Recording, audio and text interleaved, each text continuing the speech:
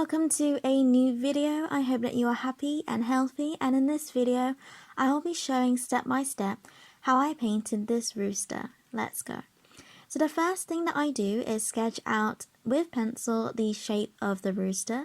The rooster has a plump curved body with a short but thick neck which curves into the wide body and then curves steeply into the legs. Make sure to keep referring to your reference photos and adjust how you draw your rooster to how you would like. I draw the head and feet in more detail, but for the body I keep it as an outline. But I don't draw the tail as this will be painted in, and I adjust the strokes as I go along and didn't feel like I needed a pencil guide, but if you wanted to make out the general shape with pencil, then you can do that. Take your time with this step and don't worry if your rooster is not perfect, as roosters come in all shapes and sizes. When I have finished drawing this sketch, I gently rub it out so that it is faint but I can still see it, so that it will be less visible in the final painting. For the first layer of the body, I pre-wet the top 2/3 of the rooster, which is basically the whole of the rooster except the top area of the legs, just underneath the body. Then I am able to add my paint, which I pre-mixed. I used a red, orange, yellow and a reddy brown. I painted the head and neck with red and orange, then the middle of the chest I used a yellow. For the back and edge of the chest of the rooster, I again use the reddy brown and orange. The pre-wet layer of clean water allows for these colors to nicely blend together. Don't worry if it is not perfectly blended, as this is only the first layer. When we reach the area above the legs at the bottom of the body, this is going to be the bluey green feathered part. Since you don't want the warm colors to mix with the cold colors, as this will create a brown, I leave this section alone for now and let my first orangey section dry first.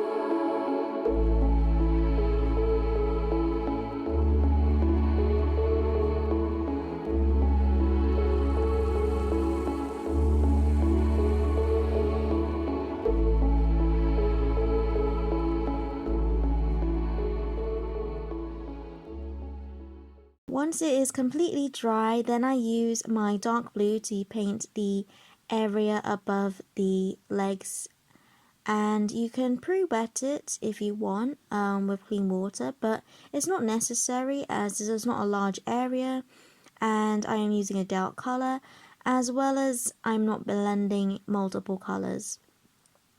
So as you can see, as I paint further up to the orangey section of the rooster, I paint my strokes going up to help give that feathery texture. I also paint some feathers coming down from the body, but I keep it really short. With this blue section, it kind of makes the rooster look like it's wearing blue trousers, so maybe that can give you an idea of how much blue you want to add and the shape of it. You'll notice as I did the blue section, I did paint over some of the orange section at the very bottom, as I decided to make an adjustment to the blue section and make it larger. So that is why, if this is also the case with you, you can start with your lighter orange section first and then the dark blue. Just quickly before I continue, don't forget to like and subscribe for new painting and drawing related videos every Saturday. I would love for you to have fun and create along with me. Okay, back to the video. Don't worry about making it perfect, but enjoy the painting process. The good thing about roosters, like I said in my Diary Doodles episode, is that they are very recognizable with their distinguishing features. so it is a great bird to practice with. So then I painted the tail. This was one of my favorite parts. So with a thin brush with your dark blue or green, I just used blue. I started from the back of the rooster where you can see that it pugs up a little. That is where we want the tail feathers to start from.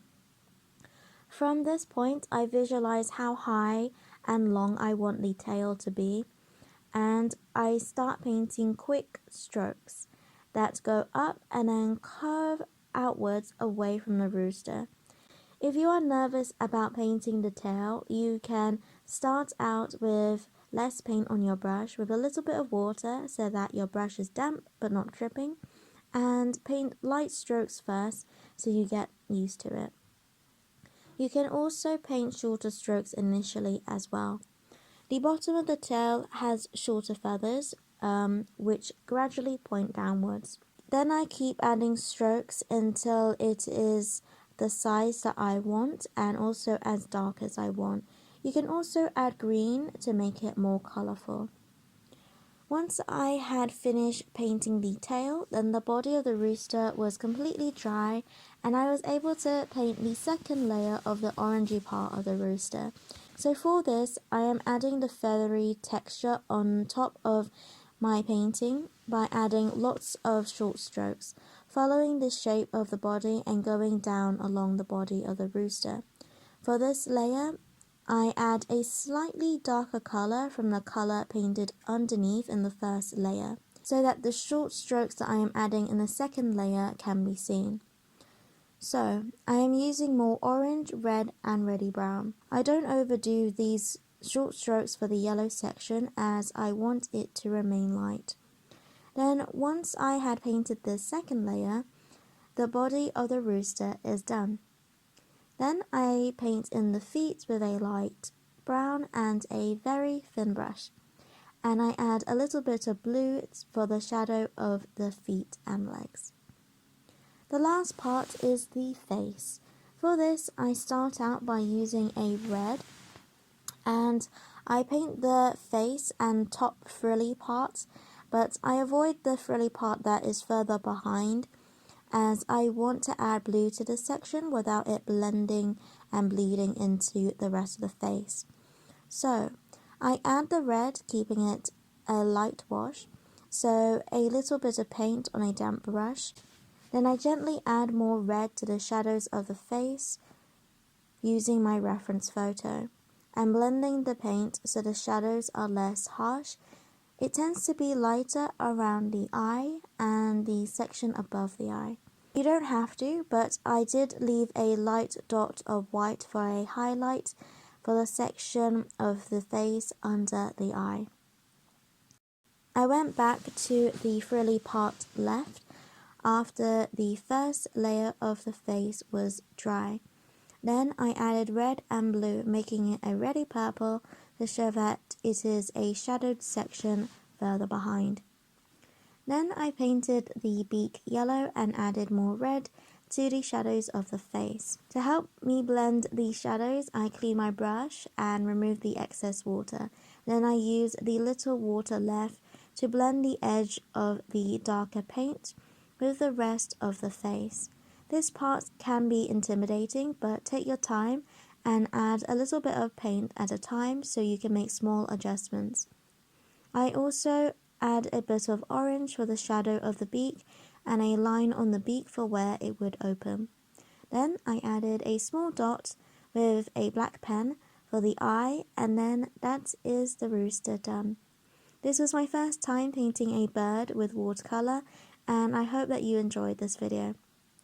I plan to paint more birds as they are quite fun and simple with a bit more personality to them. Don't forget to subscribe for more, and as always, God bless, and I'll see you later.